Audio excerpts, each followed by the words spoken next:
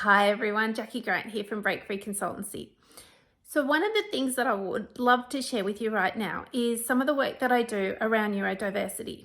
I am neurodiverse. I grew up most of my life being told to behave, to be normal, to stop talking so much, because I miss social cues and I was either hyperactive, I was bored, I got bored quickly, I was always wanting to try new things. All of that was considered abnormal.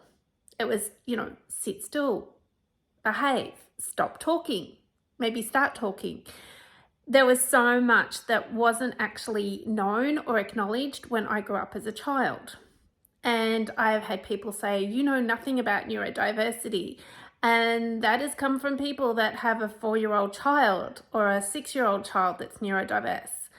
I know a lot about neurodiversity because I am neurodiverse. I do have a diagnosis of ADHD and ASD.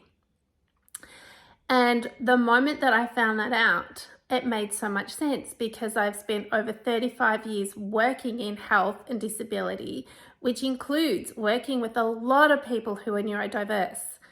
And little did I know at the time, even at the age of 18, how I could calm someone down who today would be considered having a meltdown.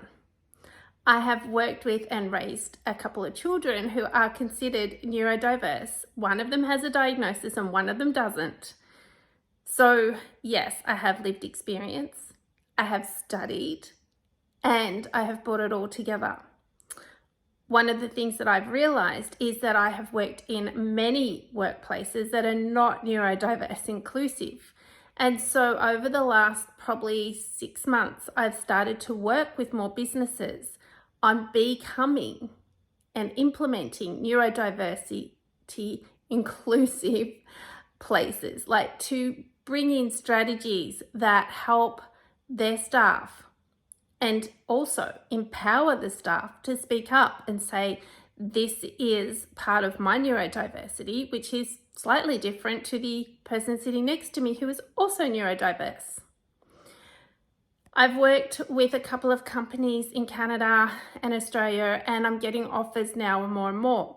My book, Neurodiversity in the Workplace, is on Amazon, and you can contact me if you would like a copy as well, because that book, the paperbacks are selling in Germany, in England, and a couple of other places. And it's exciting to see those paperbacks going out to actual businesses. They've reached out to me and said, we've just bought your book. And people are reaching out to say they've bought this book as well, Empowering Me. Now, this book is going to be an audio book as well. We're just working on that because we understand that even though people love a book, it's sometimes easier to listen. Okay, it's easier to take the information in, to listen or to watch. So as part of my business with Break Free, I do talks with businesses to help them understand how to work with their participants. So often people in the disability sector will come and ask me about neurodiversity.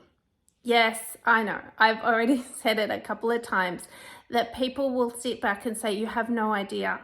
Well, I have over 50 years of lived experience and over 35 years in the actual area of disability and health. Yes, I have gone on to do some other study. However, even some of that study, some of the different courses I've seen, they do not explain it in an easy way for neurotypicals to completely understand it. It's very clinical, and we are people. We are people that process information differently. We are people that are highly intelligent. We might just not appear that way to someone that is neurotypical because there's a set criteria, but slowly that is changing.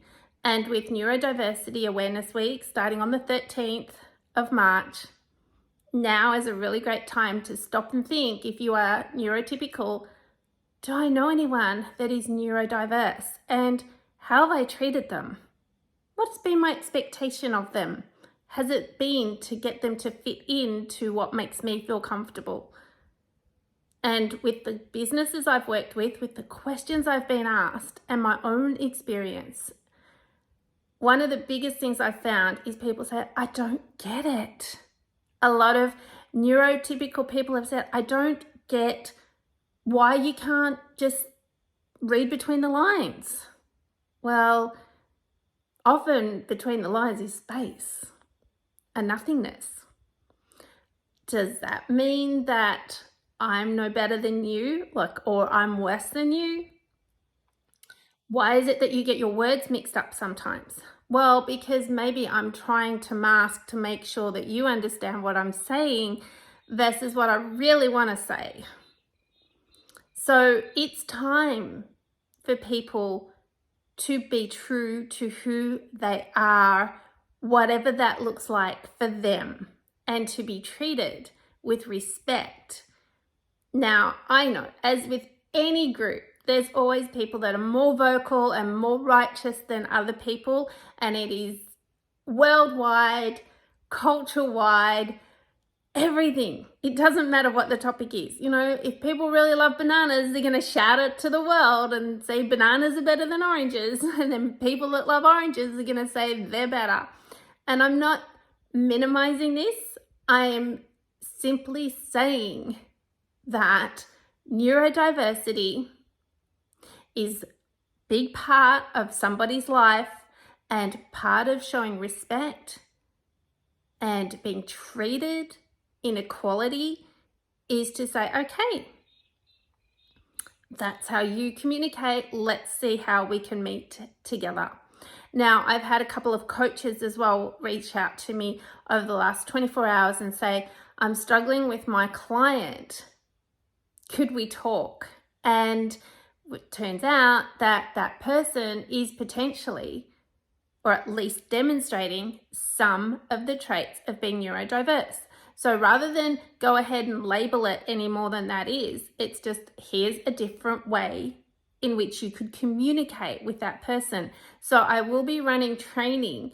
It's called Empowerment Practitioner Training, and it's going to be focused on, well, it actually is, but we're just finalizing a few things now, on a different approach to coaching, a different approach to having an all-inclusive way, because one size does not fit all, and how to identify and how to then create a different type of communication that makes sense to a neurodiverse person from a neurotypical person. I do spend a lot of my time translating for people. I spend a lot of my time going, now, did you understand what I said? And checking in, especially when I'm teaching. Turns out I have quite a natural way of teaching so that people understand. And I give credit to years of being true to me, embracing who I am, and of more recent times, stop apologizing for who I am and simply being. Now, hopefully you are someone that can get a little bit out of this video, whether you are neurotypical or neurodiverse, to know that if you are neurodiverse, you are not alone. And yes, I get it. Sometimes it can be hard to be true to you and fit in. But I found personally, and working with people who are neurodiverse, that the more we can be ourselves and comfortable with that, we soon find our tribe. We soon find our people. So if you are a corporate business who are ready to create that neuro-inclusive space, then reach out. I'm here to help you with that. And my book, Neurodiversity in the Workplace, is a perfect, great place to start. And I can come in and teach you and walk you through it in a neurodiverse way so you can understand. If you are neurodiverse and you're good with reading, you love books, then this book is for you, empowering me to not only understanding it, but embracing it. If you are someone that has a neurodiverse friend, family member, this book will help you. And as I said, the audiobook is coming very soon. Just got to get a little more time and bit of my hyper focus on that one. And if you are a business that works with clients who are neurodiverse and you would like some more assistance to understand and how to incorporate your services to the best of your ability with your neurodiverse person, then please reach out. I can help with that as well. Let's all embrace neurodiversity, and especially next week from the 13th, as we raise more awareness that everybody here deserves respect and treated with dignity, and not all people should be made, in fact, nobody should be made to change to fit in. It's about understanding the environment and working within that. Sure, whenever we go to work or whenever we go somewhere else, every single person is expected to have a code of conduct and behave in a professional manner, whatever that looks like. But remember, within that, there is going to be versatility. And that brings out the best of the person, which in turn, if we're talking about a workplace, brings out the best productivity in the workplace. Just a little bit of food for thought.